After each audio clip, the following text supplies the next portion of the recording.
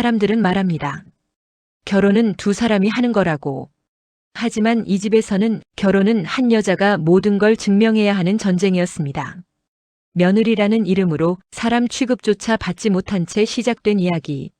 지금부터 그 끝을 보여드리겠습니다. 결혼식이 끝난 날 밤 시어머니는 축의금 봉투를 정리하다 말고 아무렇지 않게 내게 물었다. 사돈댁은 언제 올라가? 나는 그 질문이 단순한 안부가 아니라는 걸 본능적으로 느꼈다. 그래서 조심스럽게 대답했다. 다음 주쯤 엄마가 몸이 좀 안 좋으셔서요. 그 순간 시어머니의 손이 멈췄다. 봉투 위에 얹힌 손끝에 힘이 들어가는 게 보였다. 결혼했으면 친정은 좀 내려놓아야지. 웃으면서 한 말이었다. 그래서 더 무서웠다. 그날 이후 이 집에서 나는 며느리가 아니라 사돈댁에서 아직 못 떨어진 여자가 되었다. 아침 식탁에서 시어머니는 아무렇지 않게 말했다. 사돈댁은 딸 하나 키워서 시집 보내놓고도 왜 이렇게 손을 안 놓는데? 그 말은 나에게 하는 말 같았지만 사실은 친정을 겨냥한 것이었다. 나는 웃으며 넘겼다. 그게 어른 대하는 예의라고 배웠으니까. 하지만 그 웃음 뒤에서 시어머니는 점점 선을 넘기기 시작했다. 사돈댁 형편이 어떻다고 했지? 그 집은 명절마다 부담스럽겠다. 어느 순간부터 내 집안 이야기는 허락 없이 이 집의 평가 대상이 되어 있었다. 남편에게 말하면 그는 늘 같은 말만 했다. 엄마가 걱정해서 그래. 괜히 사돈댁 이야기로 집안 분위기 흐리지 말자. 그 말은 나를 보호하지 않았다. 오히려 시어머니에게 확신을 줬다. 이 며느리는 혼자라는 확신을. 결정적인 날은 친정엄마가 우리 집에 왔던 날이었다. 음식을 싸들고 조심스럽게 들어오신 엄마에게 시어머니는 이렇게 말했다. 사돈댁에서 너무 딸을 끼고 도네. 그 말에 엄마의 손이 잠시 떨렸다. 하지만 아무 말도 하지 않았다. 그 침묵이 나를 더 아프게 했다. 그날 밤 시어머니는 내게 말했다. 사돈댁이 너무 앞에 나서면 이 결혼 오래 못 가. 그 말은 충고가 아니었다. 경고였다. 그날 이후 나는 깨달았다. 이 집에서 문제는 내가 아니었다. 내 친정이 존재한다는 사실 자체가 문제였다. 며느리는 시댁에 순응해야 했고 사돈댁은 조용히 사라져야 했다. 그 요구를 거절하는 순간 나는 며느리가 아니라 적이 된다. 그날 밤 나는 친정엄마에게 전화를 걸었다. 아무 말도 하지 못한 채 그저 숨만 쉬었다. 엄마는 말했다. 괜찮다. 내가 잘못한 거 없다. 그 한마디가 이 결혼에서 처음으로 들은 내 편의 말이었다. 그리고 그때 알았다.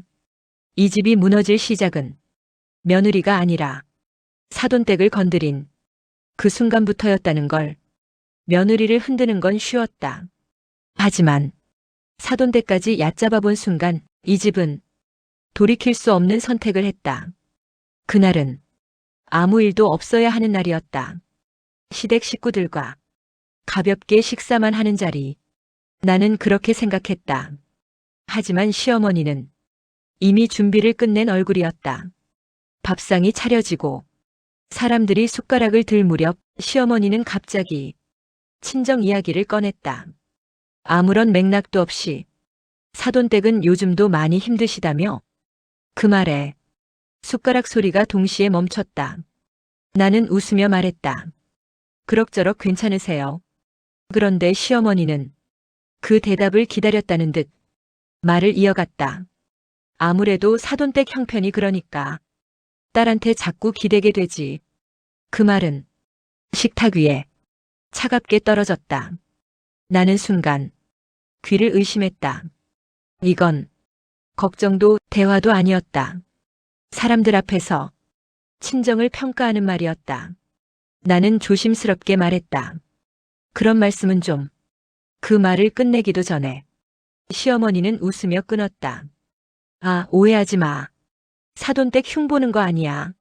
하지만 이미 다 봤다. 이미 다 들었다. 그 자리에 있던 아주버님은 눈을 피했고 남편은 밥만 먹었다. 아무도 그 말을 막지 않았다. 시어머니는 점점 더 편해졌다. 요즘 애들은 친정이 너무 개입해. 사돈댁에서 딸을 못 놓는 거지. 그 말은 이제 나를 향한 말이 아니었다. 사람들 앞에서 우리 집안을 하나의 문제로 만들어버리는 말이었다. 그 순간 머릿속이 하얘졌다. 분노보다 먼저 온 감정은 수치심이었다. 내가 잘못한 것도 아닌데 왜 내 부모가 이렇게 평가받아야 할까? 나는 남편을 봤다. 그가 뭔가 말해주길 기다렸다. 하지만 남편은 고개를 들지 않았다. 그 침묵이 내 등을 완전히 돌려놓았다. 집으로 돌아오는 차 안에서 나는 아무 말도 하지 않았다. 남편이 먼저 입을 열었다. 엄마가 좀 심하긴 했지? 그 말이 기름이었다. 불 위에 부은 심한 게 아니라 선을 넘은 거야. 그제야 남편은 짜증 섞인 목소리로 말했다. 왜 그렇게 예민해? 우리 엄마가 사돈댁 망신 주려고 한 건 아니잖아. 그 순간 알았다. 이 사람은 상황을 본 게 아니라 자기 엄마 편에 이미 서 있다는 걸. 그날 밤 나는 친정엄마에게 전화를 걸었다. 아무 말도 못하고 울기만 했다. 엄마는 한참을 듣다가 조용히 말했다. 그 집에서 너를 존중하지 않는구나. 그 말은 위로가 아니라 현실이었다. 며느리를 무시하는 집은 결국 그 며느리가 온 집안을 같이 무시한다는 걸 나는 그날에서야 확실히 알게 되었다. 그리고 깨달았다. 이건 단순한 갈등이 아니다. 이 집은 내가 어디서 왔는지를 지워버리려 하고 있었다. 사돈댁이라는 이유로. 그 순간부터 이 결혼은 사랑의 문제가 아니라 존엄의 문제가 되었다. 사람들 앞에서 사돈댁을 깎아내린 그날 이 결혼은 이미 금이 가 있었다. 아직 깨지지 않았을 뿐이었다. 그날 이후 남편은 자신이 중간에서 잘하고 있다고 생각했다. 엄마한테도 말했어. 너한테도 너무 심했다고. 그 말은 위로처럼 들렸지만 자세히 들여다보면 아무것도 아니었다. 그가 말한 중재라는 건 실제로는 아무것도 바꾸지 않는 일이었기 때문이다. 시어머니는 그대로였다. 말투도 시선도 태도도 달라진 게 없었다. 오히려 더 확신에 찬 얼굴이었다. 아들이 나서서 며느리를 달래고 있다는 사실이 그녀를 더 편하게 만들었다. 내가 좀 이해해. 우리 엄마 나이 들면 원래 그래. 남편은 늘 그 말로 대화를 끝냈다. 이해하라는 말은 결국 참으라는 말이었다. 나는 물었다. 그럼 우리 엄마는? 우리 부모님은 왜 이해받아야 할 대상이 아니야? 그 질문에 남편은 대답하지 못했다. 아니, 대답하지 않았다. 그 침묵 속에서 나는 처음으로 느꼈다. 이 사람은 중립이 아니라 이미 한쪽에 서 있다는 걸. 며칠 뒤 시어머니에게서 전화가 왔다. 내가 사돈댁 얘기만 나오면 왜 그렇게 예민해하니? 그 말은 남편에게서 그대로 옮겨온 말이었다. 그 순간 온몸이 차가워졌다. 내가 남편에게 했던 말들이 그대로 시어머니에게 전달되고 있었다. 남편은 나를 보호하기는커녕 중계하고 있었다. 나는 그날 저녁 조심스럽게 물었다. 당신 내가 한 말들 엄마한테 다 말해? 남편은 당황한 얼굴로 말했다. 그게 왜 문제야? 오해 풀려고 말한 거지. 그 말이 모든 걸 끝냈다. 내 고통은 오해로 축소됐고 내 분노는 예민함으로 번역됐다. 그 순간부터 나는 이 집에서 완전히 고립되었다.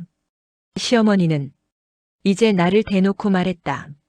아들이랑 얘기해보니까 내가 좀 과한 것 같더라. 그 말은 단순한 잔소리가 아니었다. 남편의 입을 통해 공식화된 평가였다. 그날 밤 나는 남편에게 말했다. 당신은 중간이 아니야. 당신은 엄마 편이야. 남편은 화를 냈다. 왜 그렇게 극단적으로 말해? 난 그냥 집안이 편했으면 좋겠어. 그 말이 가장 잔인했다. 집안의 평화를 위해 누군가는 계속 짓밟혀야 한다는 뜻이었으니까. 그리고 그 누군가는 늘 나였다. 그날 이후 나는 알게 되었다. 시어머니의 말보다 더 아픈 건 남편의 중재였다.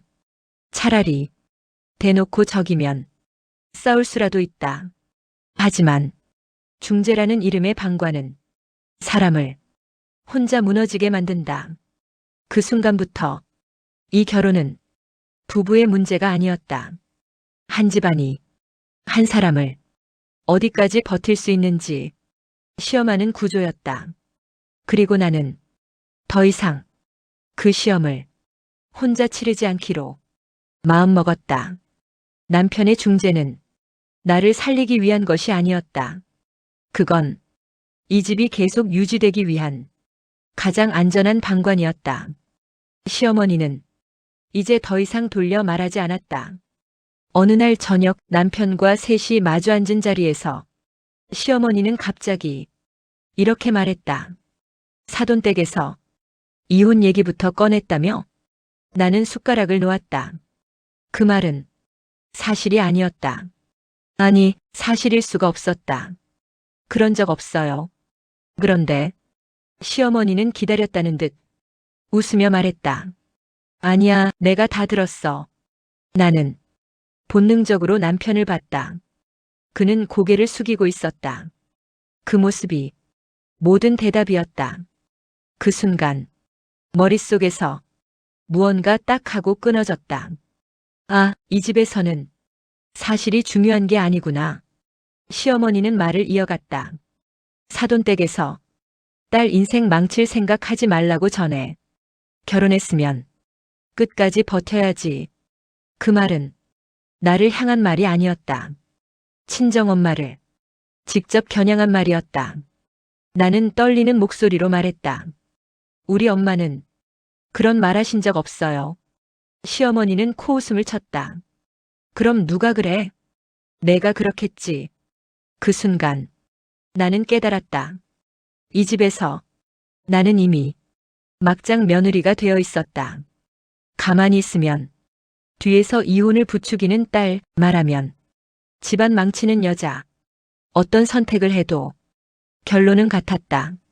그날 밤 방에 들어와 문을 잠그고 나는 휴대폰을 켰다. 메모장을 열었다. 날짜를 썼다. 시간을 적었다.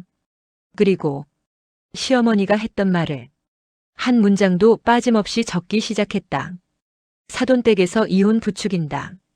결혼했으면 참고 살아야지. 딸 인생 망치지 말라고 전해.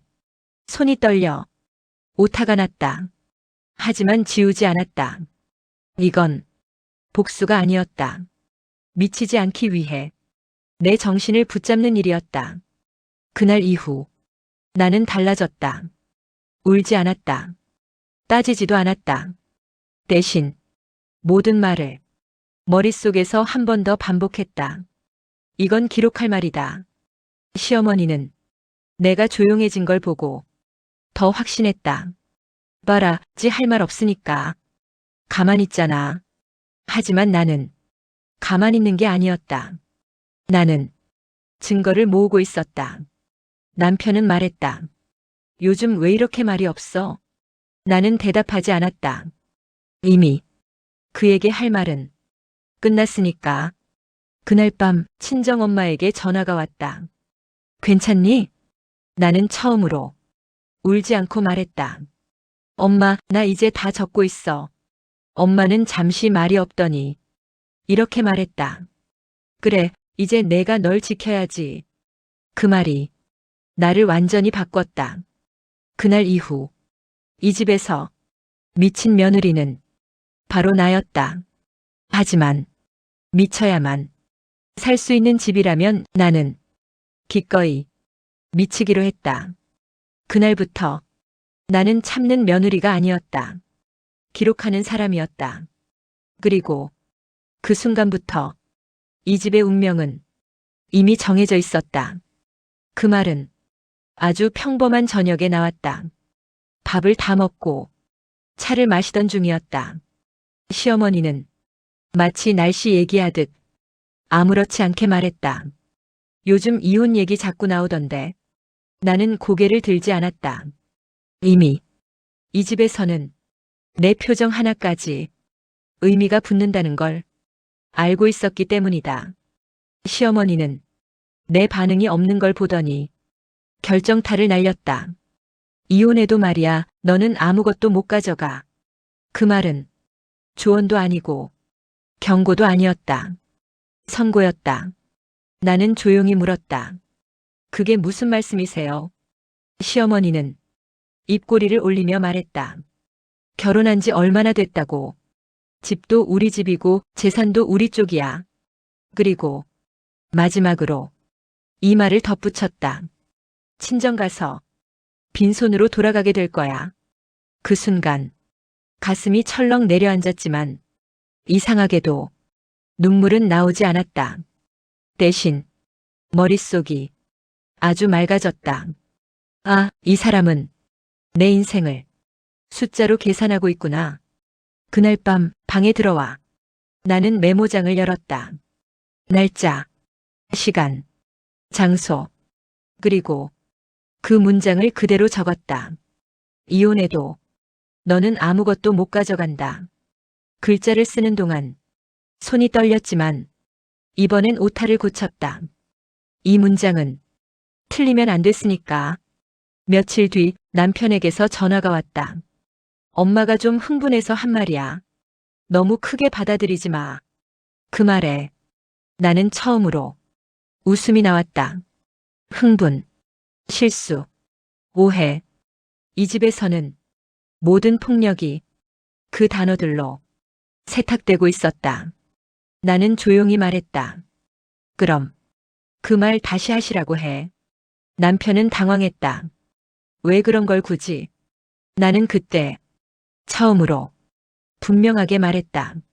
난 이제 흘려듣지 않아. 그날 이후 시어머니는 내가 무서워졌는지 아니면 우습게 보였는지 더 노골적으로 변했다. 요즘은 며느리들이 이혼하면 돈부터 챙기더라. 그 말이 나올 때마다 나는 조용히 핸드폰을 켰다. 녹음 버튼을 누르지는 않았다. 아직은. 대신 기억했다. 문장 그대로, 어조 그대로. 그날 밤 친정엄마에게 말했다. 엄마, 이 집은 내가 빈손으로 나가길 바라. 엄마는 잠시 말이 없더니 이렇게 말했다. 그럼 빈손으로 나가지 않게 준비해야지. 그 말은 위로가 아니었다. 계획이었다. 그 순간 나는 확신했다. 이혼은 협박이 아니라 출구라는 걸. 그리고 이 집에서 가장 무서운 건 며느리가 아니라 이혼을 각오한 며느리라는 걸. 아무것도 못 가져간다는 말은 나를 겁주기 위한 말이 아니었다. 그 말은 이 집이 얼마나 나를 얕잡아 보고 있었는지 증명하는 문장이었다. 그날은 예고 없이 왔다. 친정엄마가 우리 집으로 오겠다고 한 날. 나는 말렸다. 괜히 일이 더 커질까봐. 하지만 엄마는 조용히 말했다. 이제는 내가 나설 차례야. 문이 열리고 엄마가 들어오자 시어머니의 표정이 순간 굳었다. 두 사람은 인사를 나눴지만 공기는 이미 팽팽하게 당겨져 있었다. 차가 식탁 위에 올라오자 시어머니가 먼저 입을 열었다. 사돈댁에서 요즘 딸한테 이혼 얘기 많이 하신다면서요. 그 말은 질문이 아니었다. 기선제압이었다. 엄마는 컵을 내려놓고 천천히 말했다. 그런 말 한 적 없습니다. 시어머니는 웃으며 고개를 저었다. 에이, 다 들렸어요. 요즘 애들 친정 말 듣고 쉽게 결정하잖아요. 그 순간 엄마의 눈빛이 달라졌다. 그럼 제가 하나만 여쭤볼게요. 엄마의 목소리는 높지 않았다. 그래서 더 무거웠다. 사돈께서는 제 딸을 사람으로 대하신 적이 있나요? 그 말에 방 안이 조용해졌다. 시어머니는 당황한 듯 웃었다. 그게 무슨 말씀이세요? 엄마는 한치도 물러서지 않았다. 사람이면 존중받아야죠. 사람이면 협박 듣지 않아야죠. 그 순간 나는 숨을 멈췄다. 시어머니가 목소리를 높였다. 제가 무슨 협박을 했다고. 엄마는 준비된 듯 말했다. 이혼해도 아무것도 못 가져간다고 말씀하셨죠. 그 문장이 공기 중에 그대로 박혔다. 시어머니는 나를 노려봤다. 그 눈빛은 질문이 아니라 비난이었다.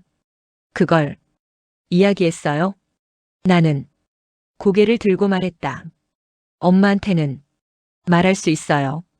그 말이 시어머니를 완전히 자극했다. 사돈댁에서 딸한테 뭐라고 가르친 거야? 그 순간 엄마가 자리에서 일어났다. 그만하시죠. 엄마의 목소리는 처음으로 조금 떨렸지만 물러서지 않았다. 제 딸은 당신 집안 재산 노리고 온 적 없습니다. 사람답게 살고 싶어서 결혼한 겁니다. 시어머니는 말을 잃었다. 그 침묵 속에서 처음으로 권력이 흔들렸다. 남편은 아무 말도 못한 채 두 사람을 번갈아 봤다. 그제야 자기가 서 있던 자리가 얼마나 비겁했는지 보이는 얼굴이었다. 엄마는 마지막으로 말했다. 이혼은 우리가 부추기는 게 아닙니다. 이미 당신들이 몰아넣은 결과예요. 그리고 내 손을 잡았다. 그 손은 흔들리지 않았다. 그날 이후 이 집에서는 한 가지가 달라졌다.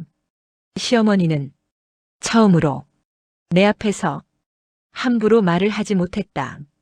그리고 나는 처음으로 알았다. 혼자일 때는 미친 며느리였지만 내 편이 앞에 서는 순간 나는 더 이상 약자가 아니라는 걸. 사돈댁 어머니가 입을 연 그날 이 집의 질서는 조용히 무너지기 시작했다. 그날 이후 남편은 달라졌다. 정확히 말하면 달라지려고 애쓰는 것처럼 보였다. 말수가 줄었고 시어머니와 통화할 때 방을 나가서 받았다. 예전 같으면 굳이 숨기지 않았을 행동이었다. 그 작은 변화가 오히려 더 불안했다. 어느 날 밤 남편은 술에 취해 들어왔다. 평소보다 말이 많았다. 우리 엄마도 좀 심하긴 해. 그 말은 사과처럼 들렸지만 나는 바로 대답하지 않았다. 이 집에서 말은 늘 뒤늦게 의미를 바꿨으니까. 남편은 소파에 앉아 한참을 머뭇거리다 다시 입을 열었다. 근데 너도 조금만 참고 있으면. 그 말이 끝까지 가지 못했다. 내가 조용히 말했다. 그 말 몇 년째 듣는지 알아? 남편은 입을 다물었다. 나는 휴대폰을 꺼냈다.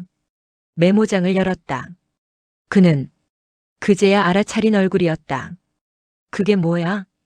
기록. 그 한 단어에 남편의 표정이 처음으로 굳었다. 뭘 그런 걸까지. 나는 처음으로 차분하게 말했다. 당신 엄마가 한 말들, 당신이 중재랍시고 전달한 말들, 그리고 화면을 넘겼다. 날짜, 시간, 장소, 문장 그대로 적힌 말들.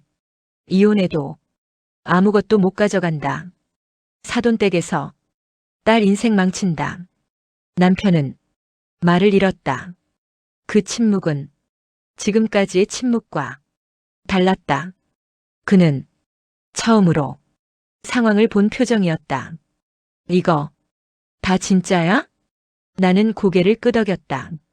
하나도 보태지 않았어. 그 순간 남편의 얼굴에서 확신이 사라졌다. 엄마가 항상 옳다는 그 믿음이 처음으로 금이 갔다. 엄마가 설마 이런 말까지. 그 말은 변명이 아니라 두려움이었다. 그날 밤 남편은 잠을 이루지 못했다. 뒤척이는 소리가 새벽까지 이어졌다. 다음 날 아침 그는 시어머니에게 전화를 걸었다. 나는 옆방에서 그 통화를 들었다. 엄마, 그런 말했어? 잠시 침묵. 그리고 익숙한 목소리. 내가 언제 그런 말을 해? 며느리가 말을 과장해서 전하는 거지.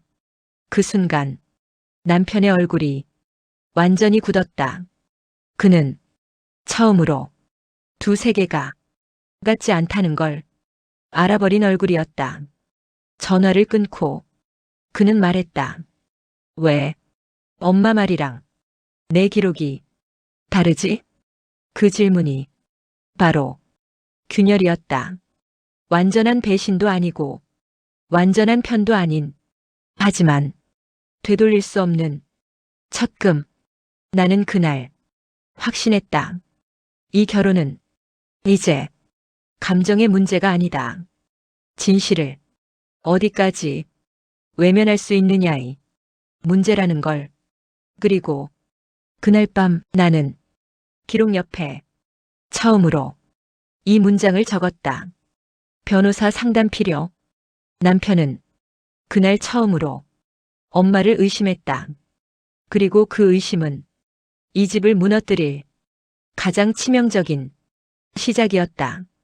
시어머니는 자기가 밀리고 있다는 걸 본능적으로 알고 있었다. 그날 이후 그녀의 말은 조심스러워지지 않았다. 오히려 더 커지고 더 거칠어졌다. 요즘 집안이 왜 이 모양이야? 며느리 하나 잘못 들이면 집안이 통째로 흔들려. 그 말은 더 이상 나에게만 하는 말이 아니었다. 전화기 너머로 친척들 사이로 이웃들 귀에까지 흘러다니기 시작했다. 제가 우리 집 망쳤다. 그 문장은 시어머니가 붙잡을 수 있는 마지막 무기였다. 며느리를 가해자로 만들어야 자기가 피해자가 될 수 있었으니까. 어느 날 남편의 휴대폰이 울렸다. 스피커폰으로 받아진 통화였다. 너네 집 며느리 때문에 난리라며? 그 한마디에 남편의 얼굴이 굳어버렸다. 전화를 끊은 뒤 그는 아무 말도 하지 않았다. 그 침묵은 이전과 달랐다. 이번엔 부끄러움이었다. 엄마가 여기저기 이야기하고 다녀. 그 말에 나는 고개를 끄덕였다. 이미 알고 있었으니까. 며칠 뒤 시어머니는 내 앞에서 대놓고 말했다. 이 집 이렇게 된 거 다 내 탓이야. 그 말에는 분노도 슬픔도 없었다. 그저 결론만 있었다. 나는 처음으로 반박하지 않았다. 대신 가방에서 서류 봉투를 꺼냈다. 탁, 식탁 위에 놓인 두툼한 종이 이혼 서류였다. 시어머니의 얼굴에서 표정이 사라졌다. 잠시 이해하지 못한 얼굴. 이게 뭐야? 나는 차분하게 말했다. 이혼 서류예요.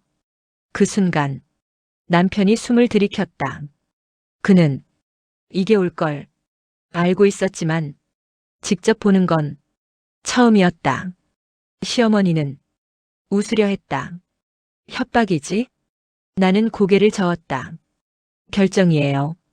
그 말이 공기를 바꿨다. 시어머니는 목소리를 높였다.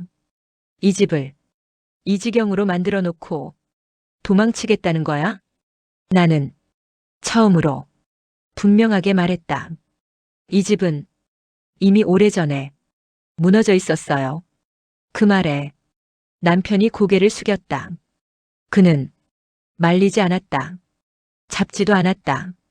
그 침묵이 선택이었다. 시어머니는 그제야 깨달은 얼굴이었다. 프레임이 통하지 않는다는 걸, 며느리를 악마로 만들어도 아들이 같은 편에 서지 않는 순간 그 이야기는 힘을 잃는다. 그날 밤 나는 짐을 쌌다. 집안은 이상하리만큼 조용했다. 누군가를 쫓아낸 집은 언제나 이렇게 조용해진다. 그리고 그 침묵 속에서 나는 확실히 알았다. 이혼은 패배가 아니라 이 집이 나에게 더 이상 아무것도 할 수 없다는 선언이라는 걸. 며느리가 집안 망쳤다는 말은 끝까지 붙잡은 거짓이었다.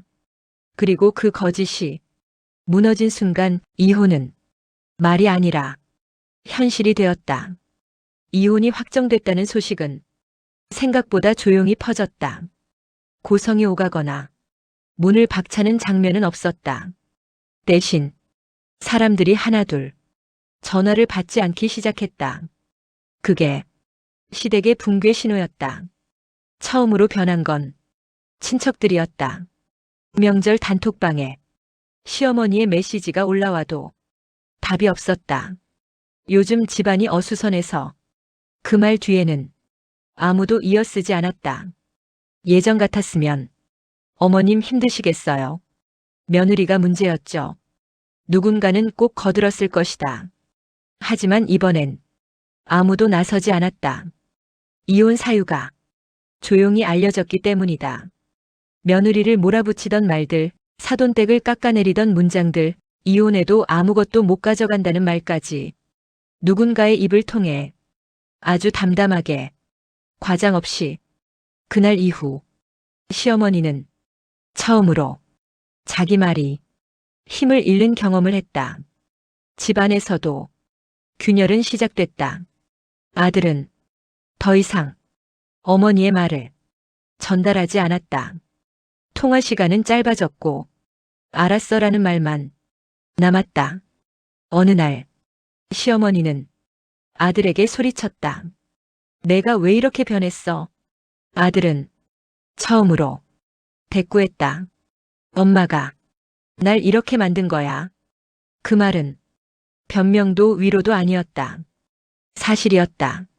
그 순간 시어머니는 완전히 혼자가 되었다. 예전엔 며느리를 밀어내면 아들이 남았고 아들을 붙잡으면 집안이 남았다. 하지만 며느리가 떠난 자리에는 아무도 남지 않았다. 집은 그대로였지만 사람의 온기가 사라졌다. 시어머니는 이웃에게 말했다. 요즘 애들이 다 그렇지 뭐. 하지만 이웃은 고개만 끄덕였을 뿐 예전처럼 동조하지 않았다. 사람들은 이미 알고 있었다. 문제가 며느리 하나가 아니라는 걸. 그날 밤 시어머니는 혼자 밥을 먹었다. 반찬은 남았고 숟가락 소리만 크게 울렸다. 그 소리 속에서 처음으로 그녀는 깨달았다. 며느리를 쫓아내는 데는 성공했을지 몰라도 그 대가로 모든 관계를 같이 잃었다는 걸. 그리고 그 집에는 이제 누군가를 탓할 며느리도 남아있지 않았다. 남은 건 자기 말만 메아리치는 조용한 집뿐이었다. 사람을 밀어내며 집을 지킨다고 믿었지만 끝에 남은 건 집이 아니라 고립이었다. 남편의 추락은 생각보다 빠르게 왔다.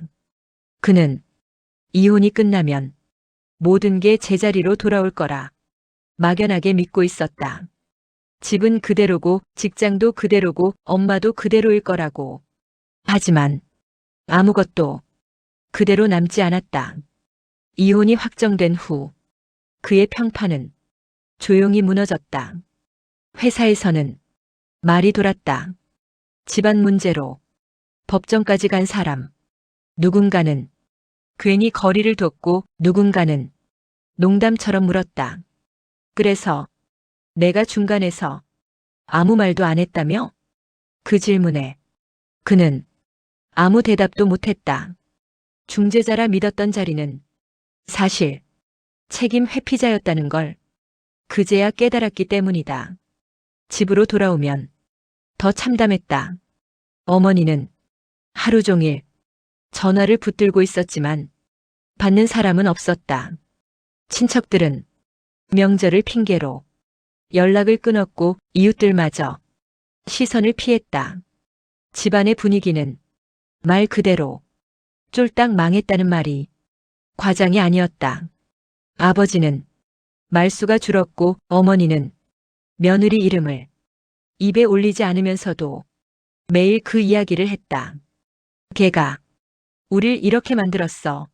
하지만 그 말에 고개를 끄덕여주는 사람은 더 이상 없었다. 남편은 그제야 깨달았다. 자기가 지키고 싶다던 가족이라는 게 사실은 어머니의 세계 하나였고 그 안에서 아내는 처음부터 지켜질 대상이 아니었다는 걸. 그 깨달음은 너무 늦었다. 한편 나는 아주 다르게 시간을 보내고 있었다. 처음엔 잠을 자는 것만으로도 회복이었다. 누구의 눈치도 보지 않고 밥을 먹고 전화를 끊고 내 이야기를 내 입으로 정리했다. 친정엄마는 아무 말도 하지 않았다. 다만 옆에 앉아 같이 밥을 먹어줬다. 그게 내게는 가장 큰 회복이었다. 서류 속에서 며느리라는 단어가 완전히 사라졌을 때 나는 처음으로 내 이름으로 살아있다는 느낌을 받았다. 그 집은 끝까지 나를 망가뜨리려 했지만 결국 망가진 건 그 집 자체였다. 나는 무너진 집을 뒤돌아보지 않았다. 그곳엔 다시 돌아갈 이유도 정리할 감정도 남아있지 않았다. 사람을 지배해서 유지되는 가족은 결국 사람이 떠나면 함께 무너진다는 걸 그 집이 몸으로 증명해 주었을 뿐이다. 그리고 나는 끝까지 남았다. 누군가의 며느리로가 아니라 누군가의 중재물도 아닌 그냥 나 자신으로. 이혼은 패배가 아니라 탈출일 수 있습니다. 여러분이라면 끝까지 버텼을까요? 아니면 저처럼 떠났을까요? 댓글로 남겨주세요. 이 이야기는 여기서 끝이지만 여러분의 생각은 계속됩니다. 소중한 시간 내어 들어주신 여러분 모두 건강하세요. 감사합니다.